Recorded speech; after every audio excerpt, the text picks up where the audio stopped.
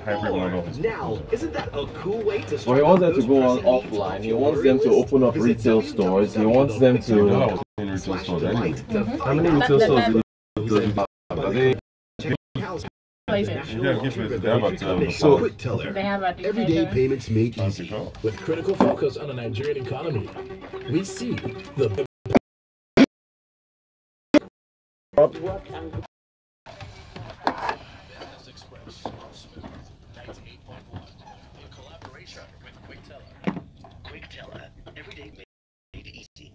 Hey, Lagos.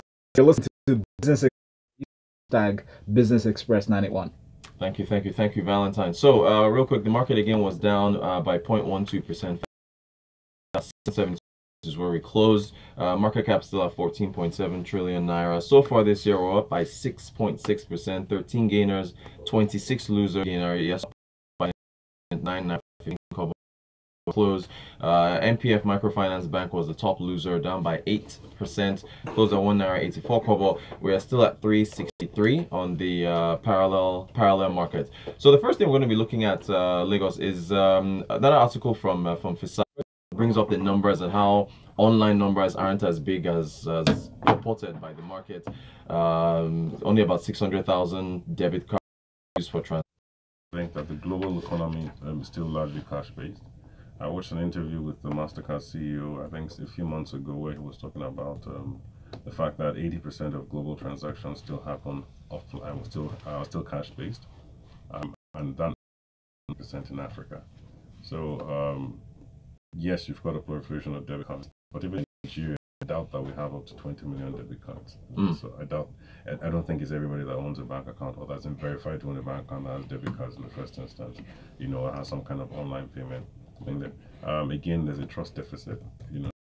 All this is proven to be reliable, as people think. Again, confidence. The supply side, has really diminished. Again, this is not what you ordered, and so on and so forth. There are a myriad of issues in itself there. If we have less than one, I think it's not, I don't even think the number is 600,000. I think it's actually less than 500,000 Nigerians that use their debit cards online for web transactions. Yeah, so most people actually still just do ATM withdrawals in itself, and that number I don't think it's going to go down anytime soon in itself. And that's where the physical moats. So a moat, MOAT, is like a physical defense. If it defends, to sort of like say, look, I'm doing this, but I need some kind of other defense in some other way. In reality, it would be more or less saying like a SPAR, then setting up an online store and setting up a distribution system that you can order through. The order online, and then they deliver through any of their stores online, similar to maybe like a ShopRite as well in itself. But that physical representation, which is what people can identify with, can touch, in the first instance, that's the first thing that needs to go up in itself there. And particularly if you're looking at the larger percentage of Nigerians, internet penetration is really low outside of Lagos.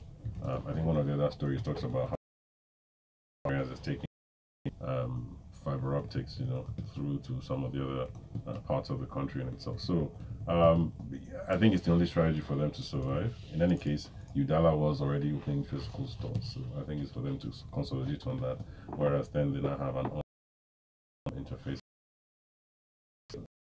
To put this to you, because I don't know, the offline, what's the point of being an e-commerce company if you're going offline, right? So this is the thing. One of the narratives on too big down instead of, I don't know, I don't, why not just scale down to match to reduce in size, focus on this. If it's really the small transactions are that small, focus on that and not try to grow too big, because I don't know, I'm not really too convinced on the offline strategy, because that essentially upends what an e-commerce company is. Well, what do you think? Amazon could have gone offline. Who is Konga not to? Yeah. So you need to listen to your local market. So it doesn't mean, I don't necessarily think they went too fast. I think they simply need to listen to the local market and what is unique to Nigeria, what works. Develop strategies to meet those. Fisayo to number two. Beyond that, the story also talks about them trying to upgrade their capacity and then they just finished one part of the upgrade, about 100 gig of, I think gigaflops per second in speed, and they're upgrading it again. I think they're going to about 16 teraflops or something. So to be able to handle more capacity and stuff. So I think it's a very laudable thing that they're doing. But so what they're doing is taking it outside of Lagos, I think, to oil regions and Niger Delta area. Even though they didn't specify that, but I mean the other parts of the country, so that there's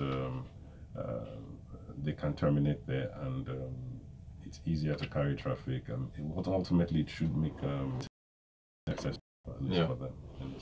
So it'll still be private sector driven, yes? Yes. Because we all know the Ministry of Communications and their ICT roadmap from 2016 to 2019. Haven't seen any improvement. They said they're going to bring X amount of jobs, they're going to increase broadband. In doubt, then everything all the numbers become. I don't think it's one. You think it's one? Because whatever is existent is not even operating at optimum. Really, we have a messaging from Frank. It says the offline strategy to me is complementary and a welcome development. Population are still offline. We've got, this $3 million in funding from Partech Ventures. Partech Ventures is a venture capital firm. They've raised an Africa fund, and this is the first company that they've invested in invested in for this particular service. The company that is TradeDepot is founded by Michael and Oyekachi Izukane. They are, and also Ruke Aratife. I've not murdered that name, but it was founded in 2016. What do you think about this? Exactly, this service, what they're doing now, they're really trying to. What do you think? What do you think of what they're trying to do? I think anybody in the retail trying to do something in the retail space now deserves some accolades.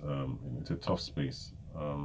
We don't necessarily know the OEMs themselves, and it also helps them to be able to monitor and say, oh, we produced this batch of X product and it ended up here. In that sense, so it's easier for things like recalls, product recalls. It's easier for things like quality control. It's easier for even pricing. So if products some are more expensive in certain areas of the country because of logistics and so on and so forth, it's easier to regulate that. Even monitor how the distribution in itself. You'd be shocked. So a country like Benin Republic, there's a particular product, the company doesn't have a representative there. They don't have any distribution. They don't have anything there. But their products, they don't know how it gets there. So those are some of the questions that I think these guys are trying to answer. And so yeah. I thought you agree. It gives them an edge. I mean, the fact that I could, as a retailer, I could check if they have a discount or not. It saves me the trouble of having to go to X, Y, and Z. I can just check online. I can also use it as a bench. Compare prices, so I think more people should actually be doing that, because now they went from offline to fantastic.